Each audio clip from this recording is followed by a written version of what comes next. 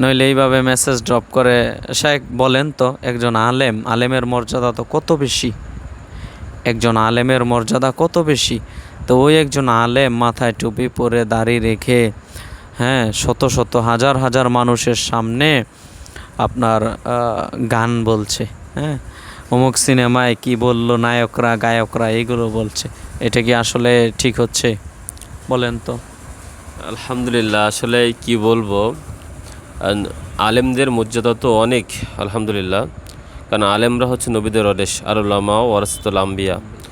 নবীদের ওয়ারিস হচ্ছে আলেমরা। তো নবীদের ওয়ারিস বলতে সম্পদের ওয়ারিস, টাকা পয়সার ওয়ারিস না।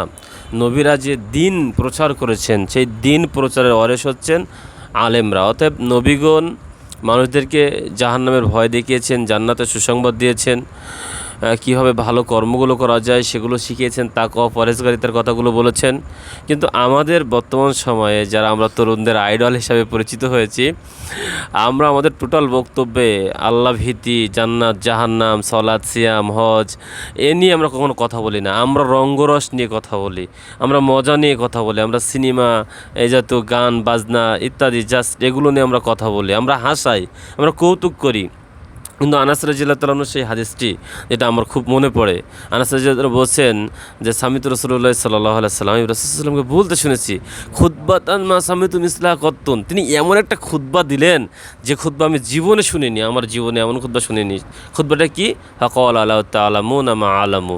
আমি যেভাবে আল্লাহকে জানি, যেভাবে বুঝি, অনুরূপভাবে যদি তোমরা আল্লাহকে জানতে বুঝতে, লাজাহিকতুম কলিলান ওয়ালা বাকাইতুম কাসীরান, তাহলে তোমরা কম কম হাসতে, বেশি বেশি করে কাঁদতে।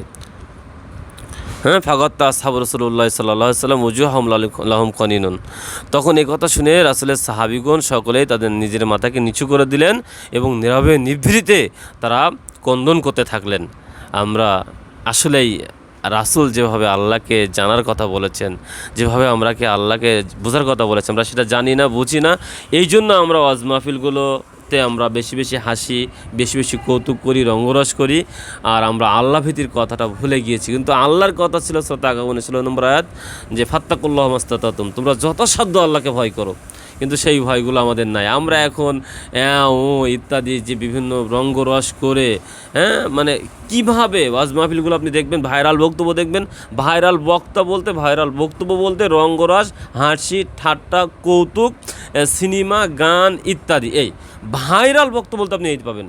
কোনো ভালো আলেম যারা কোরআন হাদিসের অনুবাদ করে করে শোনাচ্ছে, তাদের কোনো বক্তব্য আপনি ভাইরাল পাবেন না। এই একটা বড় বর্তমান আমাদের সবচেয়ে বড় রোগ হলো ভাইরালিটি রোগ। আমরা চাই, আমরা সারাদিন ভাবি কি করে ড্রপ করব মেসেজ, বৃষ্টির ফোঁটা ড্রপ করব, কিভাবে বললে আমার বক্তব্যটা ভাইরাল হবে, সমালোচনা হোক, যাই হোক, ইত্যাদি হোক, সমালোচনার মাধ্যমে ভাইরাল হবো, মানুষের কাছে চলে যাবে, এটাই হলো আমাদের মূল টার্গেট। কিন্তু আমরা যদি আমাদের এই চিন্তাটা আমরা মূলত কোরআন হাদিস অধ্যয়নে এগোতাম। আমি একটা কথা বলি, বাল্লিগু আন্নি ওয়ালাউ আয়া ও হাদিসান বানি ইসরাইল, একটা আয়াত পেলেও তোমরা মানুষের নিকটে পৌঁছাও, বানি ইসরাইলের কাহিনীও শোনাও। মান কাযাবা আলাইয়া মুতাআম্মিদান ফালা তাবাওয়া মাকআদাহু মিনান নার। তবে আমার নামে মিথ্যা আরোপ করে তোমাদের স্থান জাহান্নাম করে নিও না।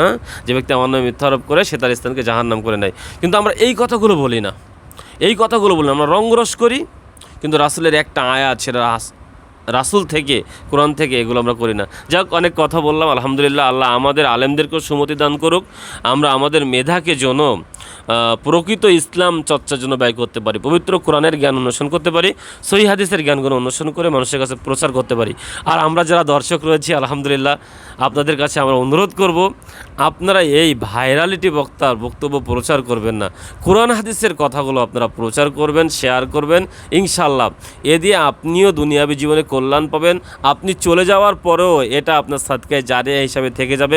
আপনি চলে যাওয়ার পরে যত মানুষ এটা দেখবে, আপনি সাদকায়ে জারিয়া পাবেন ইত্যাদি। মানুষ জাতি উপকৃত হবে, কোরআন হাদিসের জ্ঞান অর্জন করবে, তাদের আমল আখলাক পরিবর্তন করবে, জাহান্নামের প্রতি ভয় আসবে, জান্নাতের প্রতি আকাঙ্ক্ষা জাগবে, আল্লাহভীতি আসবে।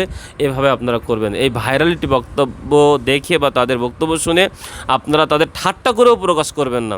ঠাট্টা করেও তাদের করতে গিয়ে আপনি তাদেরকে প্রমোট করে ফেলছেন, এটা আপনাকে বুঝতে হবে। ইনশাআল্লাহ আল্লাহ আমাদেরকে সুমতি দান করুক, আল্লাহ আমাদেরকে এই ভাইরাল নামক ভাইরাস থেকে হেফাজত করুক। আল্লাহ তুমি আমাদের সুমতি দাও। আল্লাহুম্মা ইন্নী আসআলুকা ইলমান নাফিয়ান ওয়া আমালান মুতাকাব্বিলান ওয়া রিজকান তাইয়িবান।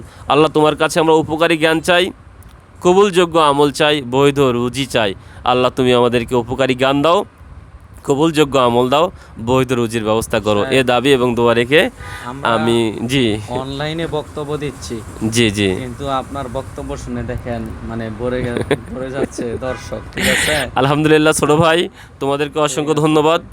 আল্লাহ তোমাদেরকেও পরেশগারিতা দান করুক। সব সময় আল্লাহ ভীতি অর্জন নিয়ে চলবা, এটা তোমাদের প্রতি আমাদের নসিহত থাকলো ইনশাআল্লাহ। জাস্ট আল্লাহ আমাদের তৌফিক দান করুক, সুমতি দান করুক, আল্লাহুম্মা আমিন। আসসালামু আলাইকুম ওয়া রাহমাতুল্লাহ।